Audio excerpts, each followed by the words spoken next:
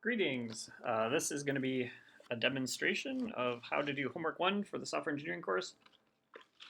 This is mostly a set up your development environment sort of homework assignment, so let's pop it open. All right, so I'm just going to step through the instructions. First thing I want to point out is we're going to be using a virtual machine or VM in here. Basically, a VM is an operating system that runs inside of another operating system. So rather than running directly on the physical machine, it just runs kind of on a software layer.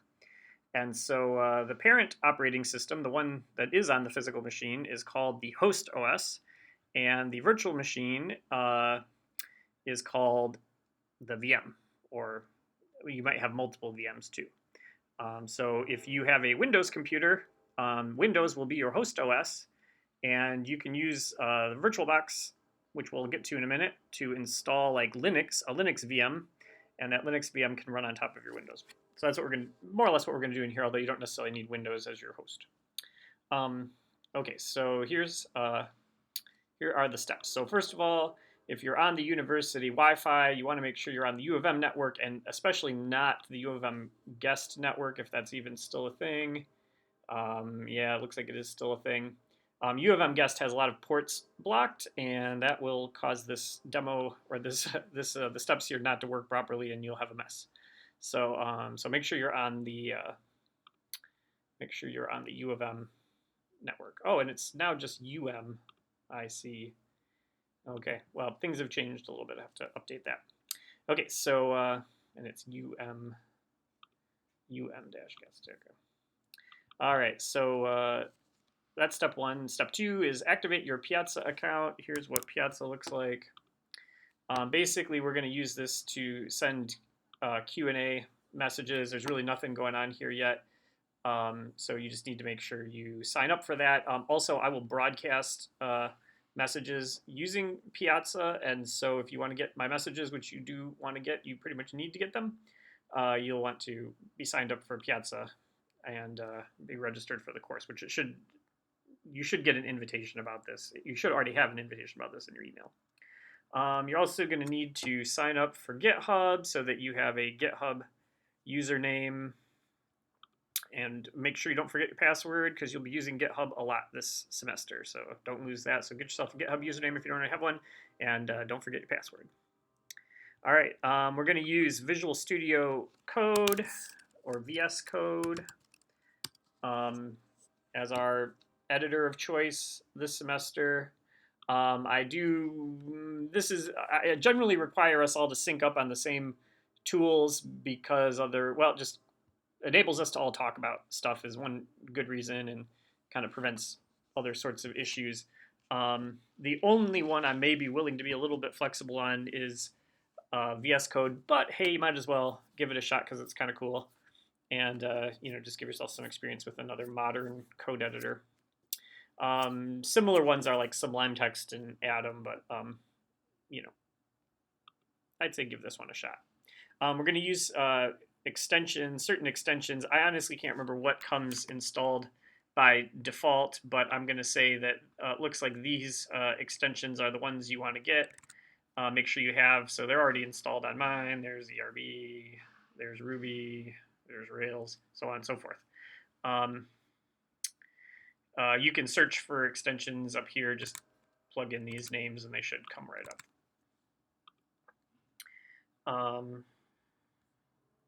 All right, you're going to need a terminal, like a command line terminal. And so on the Mac, it's just the terminal program. On Windows kind of is not the greatest for this piece, but it seems that Git Bash for Windows, or however you say it, seems to work pretty well, or so if you install the Git for Windows platform, hopefully this is still up to date, we'll find out. Yeah, so Git for Windows, so this is what you want right there. And I imagine everybody's on 64-bit now. So so that's what I would recommend for that. Oops, is that showing if my email? All right, where was I? Okay, so also you're gonna need VirtualBox, and this is already installed. Looks like this. VirtualBox is a tool that manages virtual machines on your computer, so you can see lots of stuff here about virtual machines. Now, we actually won't make much direct use of VirtualBox in here. Instead, we're going to use a program which itself uses VirtualBox called Vagrant, and that's a command line program, and you can just go ahead and install it right there. All right, so now we're going to get into some of the more interesting steps. So we're going to start off by creating a folder called Workspace, and this is where all your Rails projects are going to go for the course. I'm going to just, for purposes of this demonstration, well, I'll just go ahead and do it. So I'm making a Workspace folder, and I'm going to, I made this in my home directory. You, of course, can use, you can use your file management, Windowsy sort of stuff to make that folder too. One suggestion is to put it in a place where it's not going to move around a lot, because it does, I do believe I've found it to be somewhat brittle in the past. If you move it, it can kind of break the VMs that are associated with it, or break the association or something. So anyway, I just suggest putting this someplace and not moving it around for the rest of the course. Then we're going to download a Vagrant file and save it in there. You can do that maybe most easily by saying save link as, and go into Workspace. Oops, it's not already in there. And making sure that it is just saved as Vagrant file and doesn't wind up with like a .txt suffix on it. So if I go in here, I can see it doesn't have any dot suffix on the end. It's just Vagrant file. If a dot suffix gets added to the end, then it's won't work. So it needs to be like that. Okay. Okay, so we have launch a terminal. That might be Git Bash for you, or terminal, or Linux users that generally have easy access to many terminals. Okay, I cd into the folder. I did that just a moment ago. Cd is change directory. It's a Unix type command. If you do just cd, it takes you back to your home directory, which is represented by a little squiggle up here in the file path. I'm going to cd into the Workspace folder like that, and I can see ll or ls-l is a file listing, shows what's in there. So right now all that's in there is a Vagrant file. You will need to get comfortable with the command line in here. And so there, for example, is a Codecademy course, which you can do, which might be helpful. And Codecademy looks like this. And if you go to the catalog,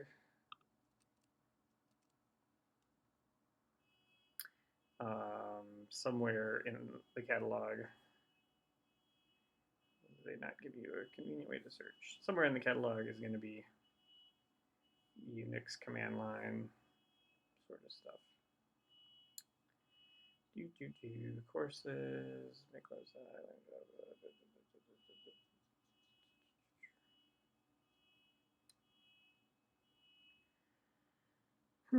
Somehow I remember this being easier to find things. Oh, there it is, Bash shell. Okay, so by language, so you probably want the Bash shell, because that's what we're using as another term for our terminals, Bash shell. So learn the command line, that's the one right there. I'll go ahead and add that to the instructions too. Okay, all right, so next we're gonna fire things up. So we've cd'd into our Workspace folder, and we're going to run the command vagrant up, which that is going to, under normal circumstances, is going to just start up our virtual machine. But since this is the first time we're starting it up, it is going to do a bunch of stuff. It will cache vagrant boxes for you, which are basically just like images of the host or the virtual OS, the VMOS, whatever the box. And if you've never downloaded the image of the OS, then it's going to do that, and it's rather big, like 700 megs or more. And so it's kind of a big download the first time. It won't generally do it after this first run, but on the first run it will. Also, it's going to have to do some software building with like Ruby and stuff, so it's going to could be a little bit slow going. And again, this is the one where it's really critical you're not on UMGuest, because this will break. Okay, so one thing I'm going to do is I'm just going to show you real quick the Vagrant file, because Vagrant uses the Vagrant file. So I'm in the workspace folder, and in that workspace folder is the Vagrant file.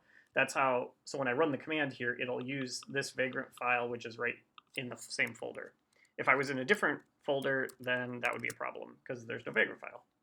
And so it won't know what to do.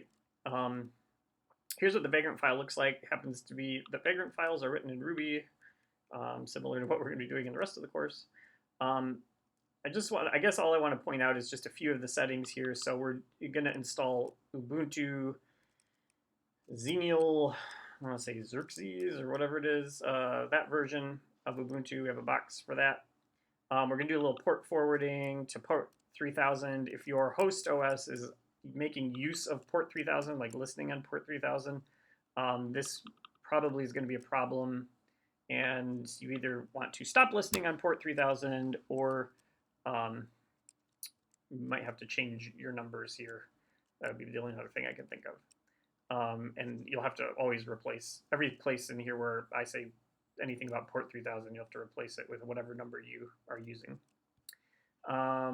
Also, we can configure our VirtualBox for how much memory it uses. It seems like 2 gigs of memory is sufficient. If you want to go up to 4, you can do that just by comment out this line and uncomment that one. Assuming you don't want to use all your host OS memory on this, but something, around 50% should be no problem. Okay, and then there's this is the configure or provisioning script, they call it. So these are a bunch of Unix shell commands that are going to run when I do the first Vagrant up. Provisioning only happens on the first time you run it. After that, doesn't happen anymore. So so I'm going to say Vagrant up.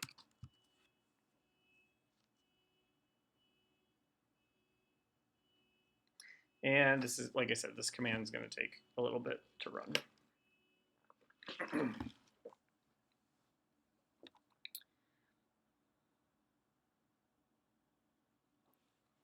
Note there is a newer version of the box. I can always, after this, run Vagrant box update.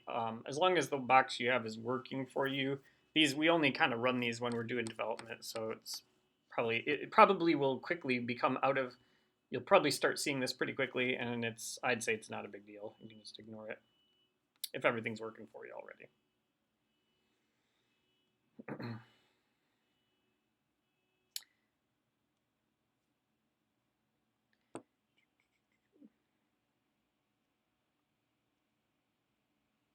All right, so now it's running that provisioning script here.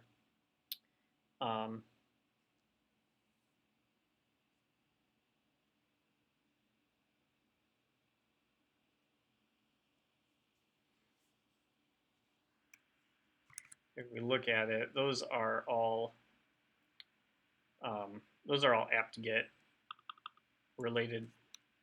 That's all apt-get related output. So apparently these commands are currently running, which is fine. Okay, now we get into this GPG stuff here.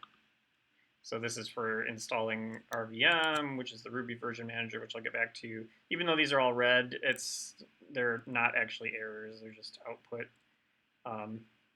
Apparently the way that GPG prints output, I guess it's sending it to standard error instead of standard output. So to this thing, it looks like it's an error, and so it highlights it in red, but it's not actually an error.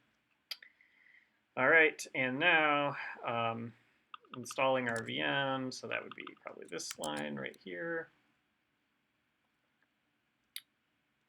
And now it's installing a version of Ruby. So I'm going to install 2 versions of Ruby. This first version is just to use for a demo app in this version, or this homework, and we'll probably never use it again.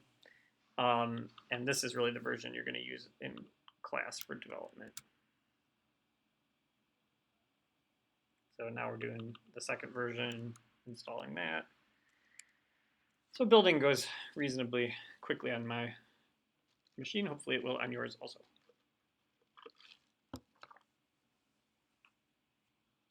Okay, so that finished. And so we can go back to the instructions. Okay.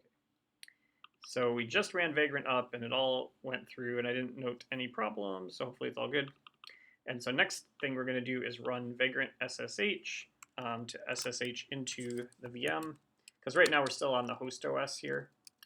So if I say Vagrant SSH, now I have SSH'd into, or logged into, if you will, the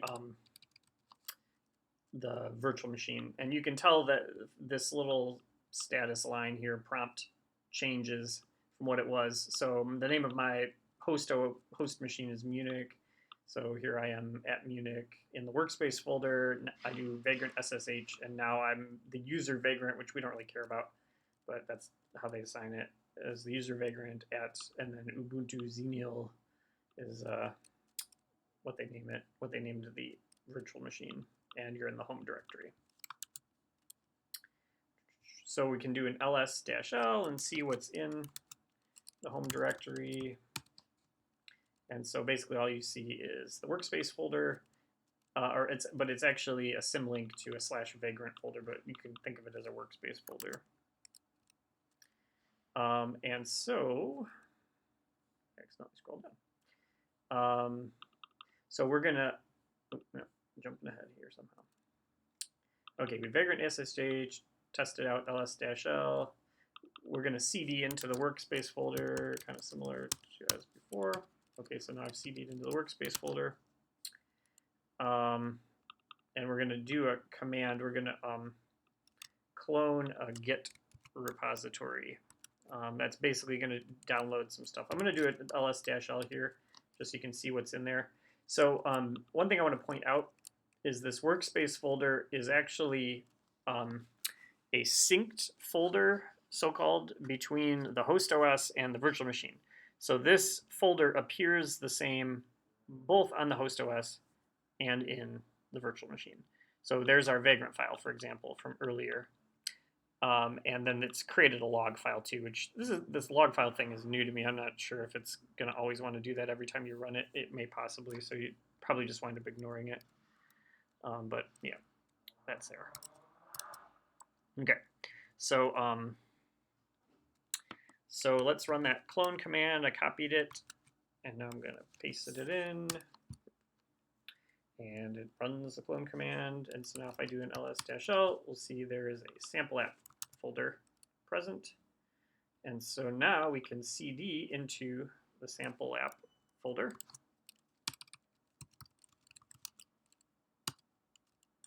And you can see that a message, when I cd into the folder RVM, right there, RVM printed a message at us. The contents of the message isn't really so important, but it's just you need to see that message. If no message printed when you cd'd in, then something is wrong with RVM and it's not working properly, and so you might as well just stop right here and get it sorted out, because nothing's going to work right after that. A common reason why that might happen is because your terminal application is not configured as a login shell. So this is the sort of thing that you'll have to fix on a case-by-case basis, depending on what your terminal app is. I believe in my particular version, it is right there. It's like the setting looks like this in mine. So shells open with default login shell. So it's login shell is kind of like the key thing. It's possible though that this is like on yours is disabled or not present, and anyway, you have to figure out a way to activate it or enable it. Okay, so let's see. So we cd'd in, we saw the message, and now we're going to run some commands. We're going to do gem install bundler. So gem install bundler. So gem is one command for installing Ruby libraries. And so we're installing the bundler library, which is kind of just an automation thing for installing, using a configuration file to install more gems or, again, libraries. They're really just like code libraries with some other stuff. So so we did gem install bundler. So now we have the bundle command available to us, which we probably didn't have before. And so now I can say bundle install space dash dash without production. For this example, we'll use the without production, but in future we won't really need it. Again, it's just an accident of this particular sample app. And this takes a little while to install. It has to fetch and sometimes build things. Probably the native extensions are where the building comes in here. I think this one takes the longest, and then it goes quickly after Nokogiri finishes. Once that completes, we're going to do Rake database setup. In the newer versions of Rails, Rake, we mostly don't say Rake anymore. We now say Rails.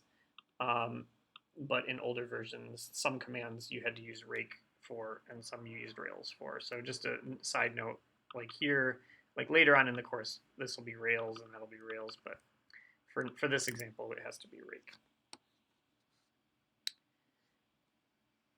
Okay, there we go. So hopefully this will finish up quickly.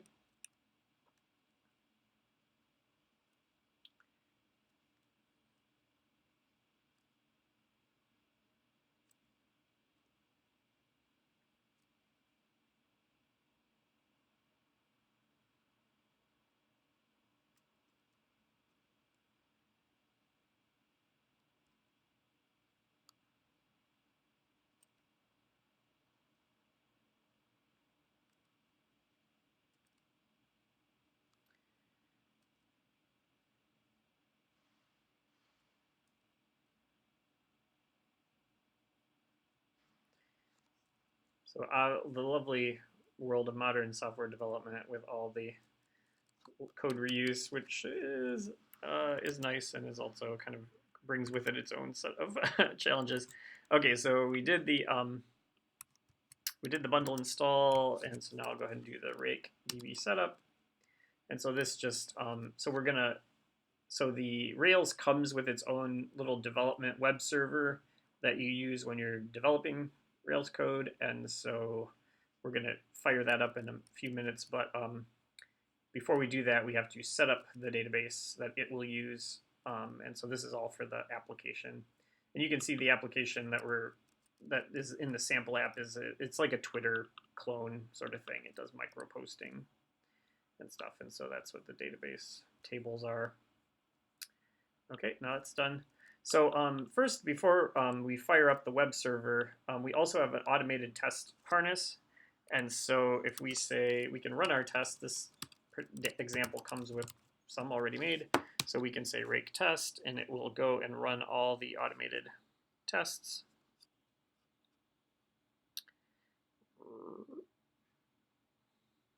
And so it looks like there's about 67 of them.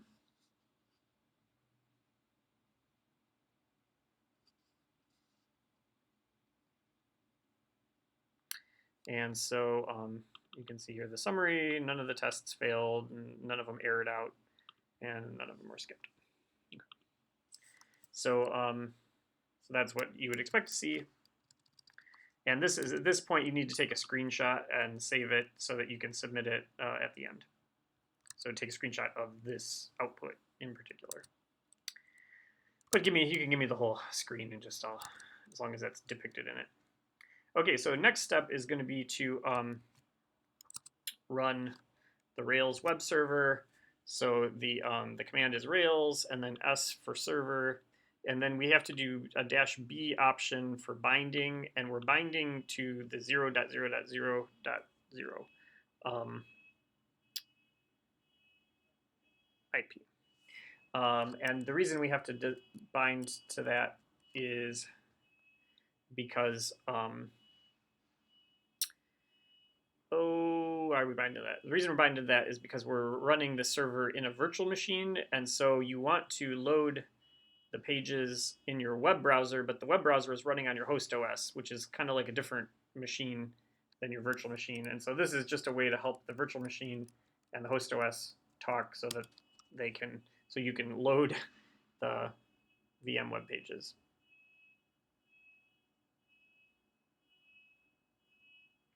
Okay, so I think it's fired up now. Just get a little bit of output there. And so we can go to localhost 3000. I'm going to just open that in another tab. And localhost 3000, we should see some hits. Yeah, the server starts producing output when you put the request in to open the page. And so it's doing things like hitting the database. And it's a little slow on the first run often. Oh, this, interesting. So I had used this previously. Let's do like this. It was remembering some information which I did not mean it to. So I'm gonna, a lot of times when we're running our development applications or things we're developing, it's better to run them in incognito mode because when you close incognito mode, it throws away all the like the session information and stuff, basically the conversational state stuff, so that you can get like a fresh start every time. If you run it in your other browser and you're kind of running it for a long time, it'll want to remember session information, which can be confusing because it'll remember stuff from previous runs, and that's and sometimes you've changed things in such a way that kind of breaks it. So it's just cleaner to do it this way. So this is what I expected to show up when so the other one was remembering that I was logged in, is basically what it was remembering, which I didn't mean for it to do. Okay, so we are gonna log in though with this user ID. So we say login. And we're gonna give it the password foobar.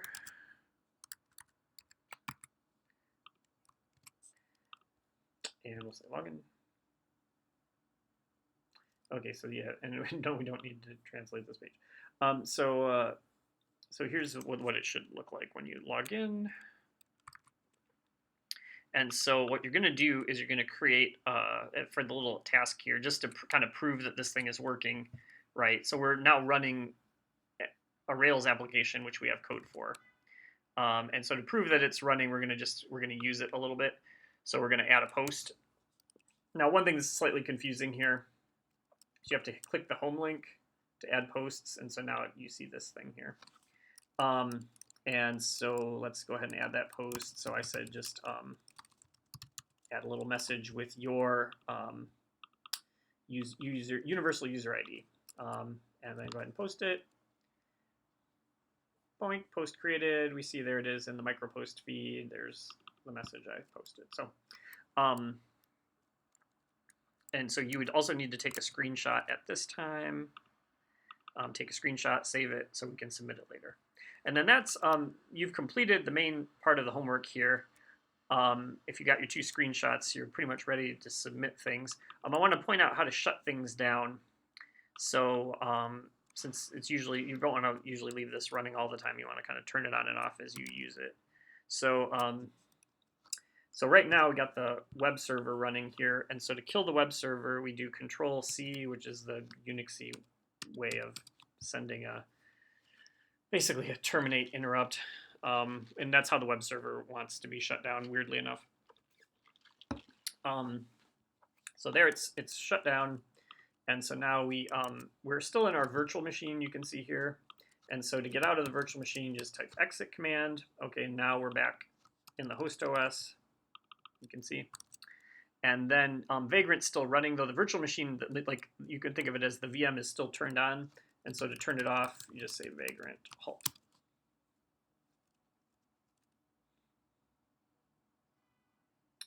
And it's going to gracefully shut down the VM. And if you, one thing that VirtualBox is sort of useful for, the GUI, is you can see your VM over here. So the last one in the list is the one I just created. And for a moment there, it showed running, and now it shows powered off. So you can see the status of it, basically. And so these aborted ones, for example, if yours are in aborted state, that sometimes you need to, they won't start, and so you need to, I don't know, do different things to them. Maybe it's not aborted, that's the issue. Maybe it's a different, so they can get into bad states anyways, the long and short of it. Yep, and when you want to, if you ever want to run it again, you just say Vagrant, you do the 2-step Vagrant up and Vagrant SSH to log in and get back at it. Okay, so to complete the homework, be sure to upload your 2 screenshots. And also you need to upload a text document that has your GitHub username, because I need to keep track of that for purposes of adding you to groups and things. So make sure you include that, and also be sure to activate your Piazza account so we can post questions and receive broadcast emails from me. And that's that. So hope this is helpful.